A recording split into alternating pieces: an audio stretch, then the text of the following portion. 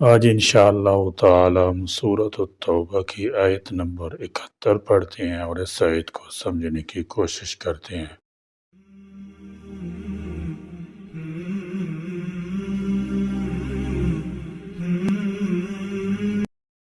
اعوذ باللہ من الشیطان الرجیم، بسم اللہ الرحمن الرحیم۔ والمؤمنون والمؤمنات بعضهم أولياء بعض يأمرون بالمعروف وينهون عن المنكر ويقيمون الصلاة ويؤتون الزكاة ويطيعون الله ورسوله أولئك سيرحمهم الله إن الله عزيز حكيم۔ والمؤمنون اور مومن مرد، والمؤمنات اور مومن عورتیں، بعضهم ان کے بعض، اولیاء دوست ہیں، مددگار ہیں، بعض کے۔ منافقین کی صفات مذمومہ کے مقابلے میں مومنین کی صفات محمودہ کا ذکر ہو رہا ہے۔ پہلی صفت وہ ایک دوسرے کے دوست ہیں، معاون، غم خوار ہیں، غم گسار ہیں، جس طرح حدیث میں المؤمن للمؤمن کالبنیان یشد بعضہ بعضا، مومن کے لیے ایک دیوار کی طرح جس کی ایک اینٹ دوسری اینٹ کی مضبوطی کا ذریعہ ہے۔ دوسری حدیث میں فرمایا مثل المؤمنین فی توادہم وتراحمہم کمثل الجسد الواحد اذا اشتکا منہ عضو تداعی لہ سائر الجسد بالحمى والسہر۔ مومنوں کی مثال آپس میں ایک دوسرے کے ساتھ محبت کرنے اور رحم کرنے میں ایک جسم کی طرح ہے۔ جب جسم کے ایک عضو کو تکلیف ہوتی ہے تو سارا جسم تڑپ اٹھتا ہے، تو سارا جسم تب کا شکار ہو جاتا ہے اور بیدار رہتا ہے۔ یامرون وہ حکم دیتے ہیں بالمعروف نیک کام کا، وینہون اور روکتے ہیں عن المنکر برے کام سے۔ یہ اہل ایمان کی دوسری خاص صفت ہے۔ معروف وہ ہے جسے شریعت نے معروف یعنی نیکی اور بھلائی، اور منکر وہ ہے جسے شریعت نے منکر یعنی برا قرار دیا ہے، نہ کہ وہ جسے لوگ اچھا یا برا کہیں۔ وَيُقِيمُونَ اور وہ قائم کرتے ہیں الصلاۃ نماز اسلام کے 5 ستونوں میں سے ایک اہم ستون ہے۔ نماز بدنی عبادتوں میں سے افضل ترین عبادت ہے۔ مسلم اور کافر کے درمیان فرق پیدا کرنے والی چیز نماز ہے۔ اسلام کا شعار نماز ہے۔ یہ شیطان کے چہرے کو سیاہ کرتی ہے۔ مومن کے لیے باعث فخر ہے۔ نماز کے وقت اللہ تعالیٰ جل شانہ نمازی ہی کی طرف متوجہ ہوتا ہے۔ اللہ تعالیٰ جل شانہ انسان کو سجدہ کرتے وقت ہی سب سے زیادہ پسند کرتا ہے۔ جب انسان نماز کے لیے تیار ہوتا ہے تو جنت کے دروازے کھول دیے جاتے ہیں، اور نماز کی جانب جتنے قدم بڑھاتا ہے اس کے اتنے گناہ معاف کر دیے جاتے ہیں، اور اتنا ہی ثواب اس کے حق میں لکھ دیا جاتا ہے۔ جنگ میں ہو، کوئی چاہے دشمن کی تلوار کے سائے میں ہو یا پھر دشمن کے ڈر سے اپنی جان بچا کر بھاگ رہا ہو، اس وقت بھی نماز کو قضا کی صورت میں ادا کرنا لازم اور فرض ہے۔ یہ اسلام کا فرمان ہے، اور نماز بے شک دارین کی سعادتوں کی ضامن ہے۔ نماز حقوق اللہ میں نمایاں ترین عبادت ہے، اور زکوٰۃ حقوق العباد کے لحاظ سے امتیازی حیثیت رکھتی ہے۔ وَيُؤْتُونَ وہ دیتے ہیں الزکوٰۃ زکوٰۃ، توحید و رسالت کی شہادت، اور نماز کے بعد زکوٰۃ اسلام کا تیسرا بنیادی رکن ہے۔ یہ خالص مالی عبادت ہے جو تمام انبیاء علیہم الصلاۃ والسلام کی امتوں پر فرض کی گئی۔ جس طرح انسان کو جسمانی امراض لاحق ہوتے ہیں، اسی طرح روحانی اور اخلاقی امراض بھی لاحق ہوتے ہیں۔ ان میں نمایاں اخلاقی بیماری مال کی محبت اور کثرت کی خواہش ہے، جس کے نتیجے میں انسان کے دل میں تکبر، حرص، بخل، ہوس اور خود غرضی پیدا ہوتی ہے۔ ان اخلاقی امراض کے ازالے کے لیے اللہ تعالیٰ جل شانہ نے زکوٰۃ فرض کی ہے۔ عربی میں زکوٰۃ کے معنی پاک ہونے اور بڑھنے کے ہیں، اور شریعت میں خالص اللہ کی خوشنودی اور شرع کے حکم کے مطابق ایک مقررہ اور متعین مال کسی مستحق کو دینے کا نام زکوٰۃ ہے۔ اس کے ساتھ یہ بھی شرط ہے کہ زکوٰۃ دینے والا زکوٰۃ پانے والے سے کسی قسم کا فائدہ نہ اٹھائے گا، اور اس کے عوض میں اگر اس کی امید رکھے گا تو زکوٰۃ ادا نہیں ہوگی۔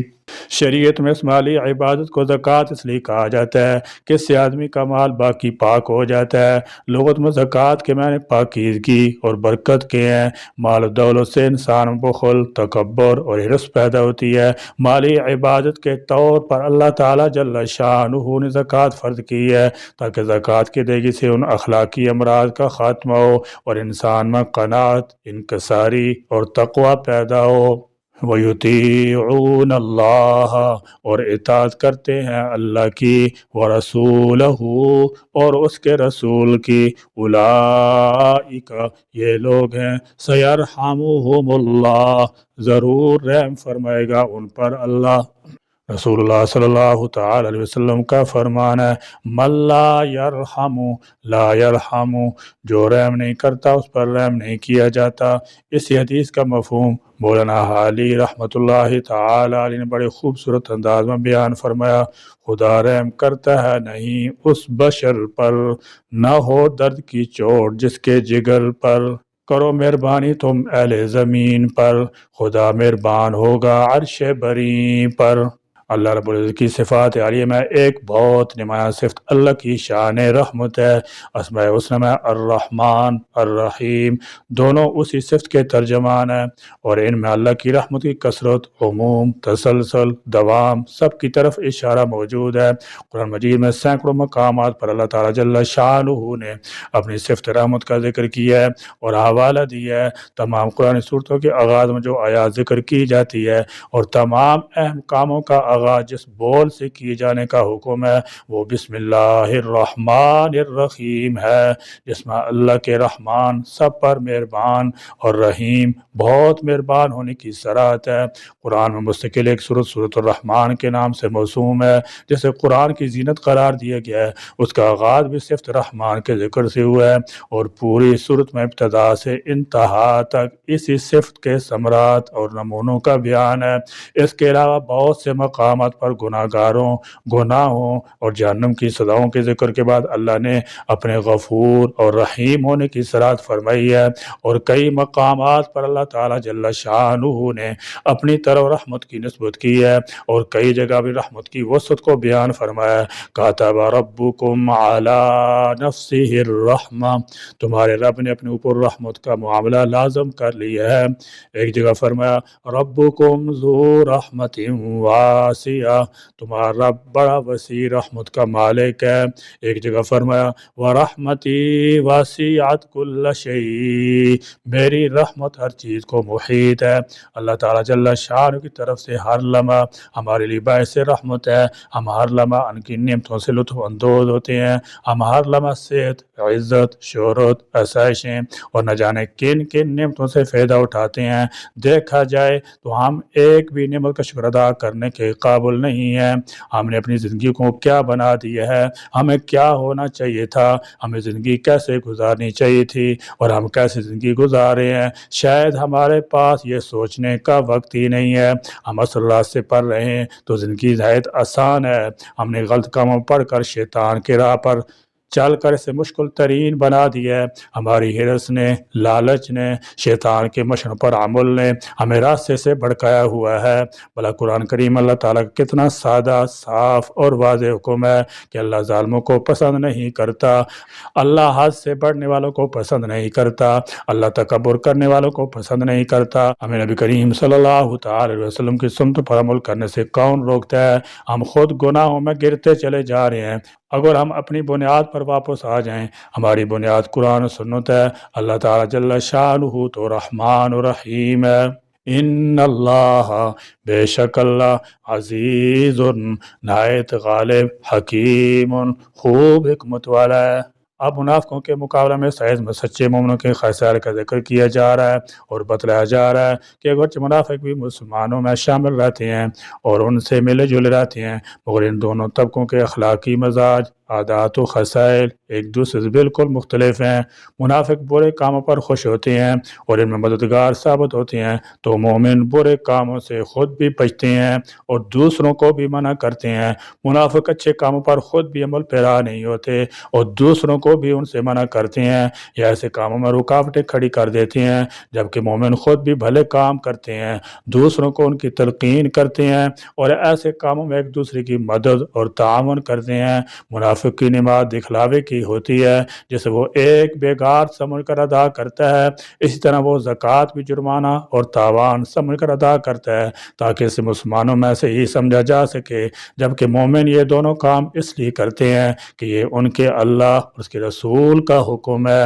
وہ یہ کام دل کی خوشی سے کرتے ہیں تاکہ انہیں اللہ کی رضا حاصل ہو۔ اس لحاظ سے مومن اور منافق اگرچہ ایک ہی امت کے اجزاء ہیں، تاہم یہ ایک دوسرے کی عین ضد ہیں، اور اسی لحاظ سے منافقوں کے کفر میں کوئی شبہ باقی نہیں رہتا، کیونکہ وہ مومنوں کی عین ضد ہیں۔ مسلمانوں کا اتحاد و اتفاق اس آیت میں بیان ہوا کہ مسلمان ایک دوسرے کے رفیق اور معین و مددگار ہیں، اور حدیث پاک میں بیان ہوا ہے کہ مسلمان اتفاق اور اتحاد میں ایک عمارت کی طرح ہیں، اور حضرت نعمان بن بشیر رضی اللہ تعالی عنہ روایت ہے، حضور اقدس صلی اللہ تعالی علیہ وسلم نے ارشاد فرمایا، مسلمانوں کی آپس میں دوستی، رحمت اور شفقت کی مثال جسم کی طرح ہے۔